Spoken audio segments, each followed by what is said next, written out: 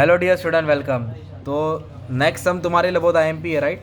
IMP इसके लिए क्योंकि इसमें सैलरी और हाउस प्रॉपर्टी मिक्स दिया है, तो ऐसा भी सम उन लोग घुमाते हैं। यूनिवर्सिटी वाले एकदम एड़े रोल रहते हैं, कुछ भी सम दे देते हैं, ठीक है, पर बच्चों लोगों को करना पड़ता है। तो आज स्टार्ट करते हैं। लेटेस्ट पेपर है 2013 का, ये केटी वाले का था, राइट। तो आके सॉल्व करता हूँ। तो इधर सैलरी है, इधर हाउस प्रॉपर्टी है, अदर सोर्स तो नहीं दिया, डिडक्शन दिया है। तो आज अच्छे से कोशिश करते हैं। तो जैसा आपने किया है वैसे ही करना है, बस हाउस प्रॉपर्टी और सैलरी को साथ में करना है। तो पहले सैलरी सॉल्व करते हैं, राइट। तो बंदा है विजय जोशी है, डायरेक्टर है। अरे बाप रे बाबा, बेसिक सैलरी कितना मिला इसको? 4,80,000। तो इधर लिखेंगे बेसिक सैलरी और क्या आ जाएगा? 4,80,000।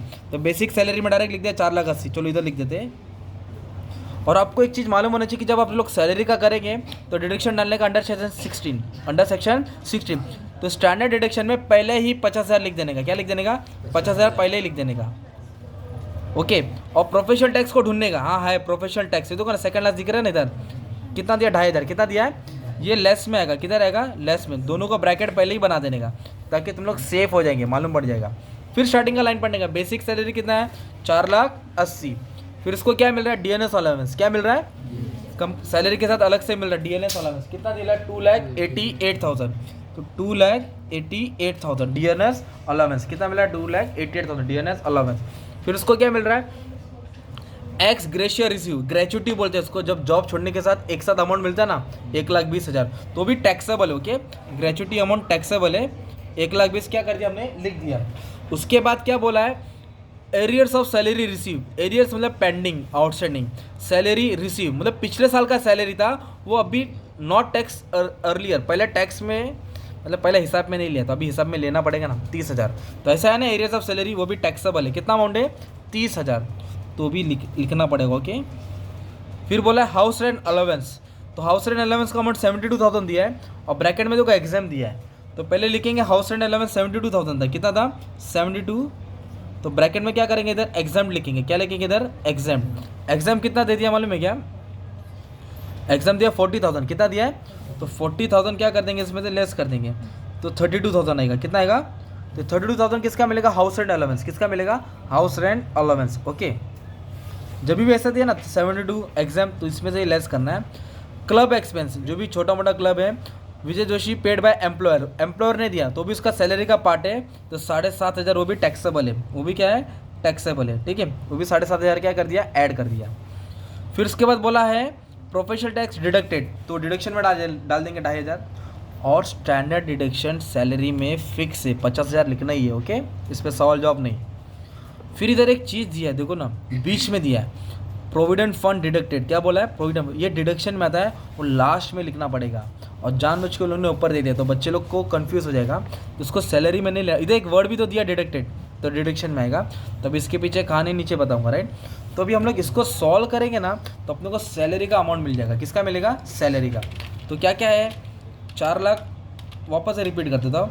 तो 4,80,000 सैलरी से आया, 2,88,000 डीएनएस अलाउंस मिला, 1,20,000 एक्स ग्रेशिया रिसीव ग्रेजुएटी का, एरियस ऑफ सैलरी जो पहले का बाकी था वो भी आ गया, और 72 हाउस अलाउंस था, एग्जाम कट करके 32,000 वो भी टैक्सेबल है। फिर क्लब एक्सपेंस मिला 7,500। तो इसका टोटल हो गया सैलरी 9,57,500। ये ग्रॉस सैलरी हो जाएगा। क्या हो जाएगा?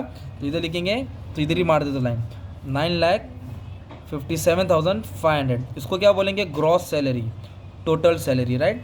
टोटल सैलरी में तो 2 डिडक्शन आता है, एक तो कंपलसरी 50 और एक प्रोफेशनल टैक्स। तो इधर करेंगे माइनस 52,500 माइनस कर देंगे, तो आ जाएगा 9,05,000। कितना आएगा? 9,05,000। कि 9,05,000 को क्या नाम देंगे? Income from salary. क्या देंगे? तो इधर से इधर तक तुम्हारा 8 मार्क्स जमा हो गया। अपन ने ए सॉल्व कर लिया। क्या सॉल्व कर लिया? ए। तो इधर बी में क्या दिया मालूम है क्या? लेट आउट दिया है, ओन हाउस दिया है, पर्टिकुलर दिया है। मतलब ये हाउस प्रॉपर्टी हो गया। 5 लाइन दिख रहा है आपको? हाउस प्रॉपर्टी का आ गया। तो अभी बी पार्ट हाउस प्रॉपर्टी का सॉल्व करेंगे। तो हाउस प्रॉपर्टी का कोई बड़ा फॉर्मेट नहीं दिया, छोटा ही वाला ही सम दिया है। तो क्या क्या दिया? फेयर रेंट दिया है, रेंट रिसीव को एक्चुअल रेंट बोला है, मतलब 2 ही खिलाड़ी दिया है, स्टैंडर्ड रेट दिया ही नहीं है। जब स्टैंडर्ड रेट नहीं दिया रहेगा ना, तो दोनों में से बड़ा वाला वैल्यू ले लेंगे। तो आ जाओ, तो हाउस प्रॉपर्टी में सबसे पहले लेट आउट लिखेंगे। लेट आउट मतलब भाड़े पे दिया है। फेयर रेंट, कितना रेंट होता है? 2,40,000। तो इधर लिखेंगे 2,40,000। और रेंट रिसीव, एक्चुअल रेंट कितना है? 2,50,000। एक्चुअल रेंट कितना है? तो इधर लिखेंगे 2,50,000। फिर इधर क्या याद करने का आपको मालूम है क्या? फेयर रेंट और रेंट रिसीव में दोनों में बड़ा वैल्यू लेंगे। क्या लेंगे दोनों में? तो 2,40,000 2,50,000 पे बड़ा वैल्यू कौन सा है? 2,50,000, तो हायर वैल्यू ले लिया, राइट। उसको बोलेंगे ग्रॉस एनुअल वैल्यू। क्या बोलेंगे उसको? तो दोनों में बड़े को एक नाम दे दिया ग्रॉस एनुअल वैल्यू। उससे क्या माइनस करेंगे? Municipal tax paid by owner. क्या माइनस करेंगे? Municipal tax paid by owner. तो क्वेश्चन में देखो दिया म्युनिसिपल टैक्स पेड 25,000 दिया है, पर इसमें कहानी क्या दिया है? 5,021 और 22 का, मतलब लास्ट ईयर का है। हम लोग 22 और 23 का बना रहे, राइट। तो लास्ट ईयर का 5,000 इसमें इंक्लूड है। 100 की सीधी बात, 25 में तो 5 हटा दो, लास्ट ईयर का नहीं लेना है, करंट ईयर का ही लेना है। तो 25 में तो 5 हटा तो कितना है? 20,000 आया। तो 20,000 म्युनिसिपल टैक्स डिडक्शन में आएगा, मतलब कम करेंगे, सॉरी। तो 2.5 लाख में से municipal tax paid by owner minus किया। मैंने 25 क्यों नहीं माइनस किया? क्योंकि 5 लास्ट ईयर का था। ब्रैकेट दिख रहा है, बहुत घुमा के दिया उन्होंने। तो अच्छा 250 में से 20 गया तो कितना है? 2,30,000। क्या है? उसको बोलेंगे नेट एनुअल वैल्यू। क्या बोलेंगे? तो जैसे सैलरी में 50,000 डिडक्शन आता है ना, वैसे हाउस प्रॉपर्टी में 30% आता है। क्या आता है? किसका 30%? एनएवी का। किसका? एनएवी का। तो 2,30,000 का आपको 2,30,000 का कितना परसेंट डिडक्शन डालना पड़ेगा? 30%। तो कितना आएगा? 69,000। तो 69,000 तो डिडक्शन आ गया 30% ऑफ एनएवी। और एक इंटरेस्ट ऑन लोन दिया क्या, पहले चेक करेंगे। इधर दिया देखो, इंटरेस्ट ऑन बोरोड कैपिटल है ना, कितना दिया है? एक पेड बोला है और एक ड्यू बोला है। तो इंटरेस्ट ऑन लोन में दोनों लेना है। क्या लेना है अपने को? दोनों लेना है, पर म्युनिसिपल टैक्स में लास्ट ईयर का नहीं लेना है। तो इंटरेस्ट ऑन बोरोड कैपिटल में दोनों आएगा, 22 भी आएगा, 11 भी आएगा। तो दोनों को ऐड करेगा तो 33 होगा। वो 33 क्या करेंगे? डिडक्शन में आ जाएगा। इसमें आ जाएगा डिडक्शन। तो दोनों में बड़ा वैल्यू लिया, म्युनिसिपल टैक्स माइनस करके यह आया, इस पे 30% निकल के यहाँ लिखा, और इंटरेस्ट ऑन लोन दोनों ऐड किया। तो 2,30,000 में से 69 भी जाएगा और 33 भी जाएगा। तो कितना है? 1,28,000। तो ये 1,28,000 कहाँ से आया आपको मालूम है क्या? Income from house property. कहाँ से आया? Income from. और ये 9,05,000 कहाँ से आया? Income from salary. Income from salary. तो सैलरी वाला और हाउस प्रॉपर्टी वाला भी दोनों को ऐड करेंगे। क्या करेंगे? तो ऐड करके मिलेगा टोटल इनकम। क्या मिलेगा? Total income 9,05,000। तो टोटल इनकम हो गया 10,33,000। 10,33,000 ये हो गया टोटल इनकम। क्या हो गया ये? फिर डिडक्शन दिया रहेगा। तो डिडक्शन कैसे दिया है इधर? तो एक डिडक्शन दिया है, लास्ट में दिया है, देखो इधर दिया है।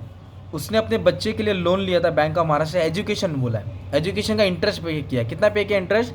52,000। तो एजुकेशन बोलेगा तो 80E में आएगा। किस में आएगा? 80E में आएगा।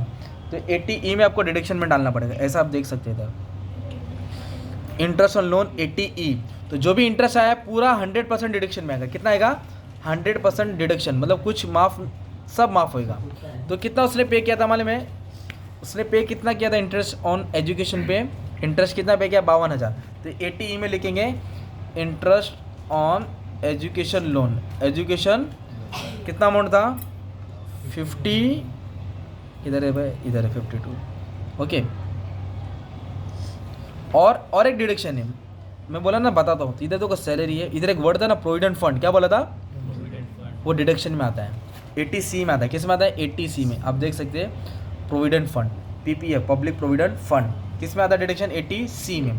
तो ये ऊपर नीचे दिया था, तो उसको आपको क्या करना पड़ेगा? माइनस करना पड़ेगा। तो कितना डिडक्शन था प्रोविडेंट फंड का? 48। कितना है? 48। तो इसको अमाउंट को बाहर ले लेता, 10,33,000। ओके। हाँ नहीं पूरा 1.5 लाख लिमिट है। 80C में लिमिट 1.5 लाख है। 80C में कितना लिमिट है? तो इसको ऐड कर देंगे तो 1 लाख हो जाएगा। तो 1 लाख क्या आ जाएगा? डिडक्शन है। इसको माइनस कर लेंगे तो 9,33,000। 9,33,000। तो ये सब में नया क्या था?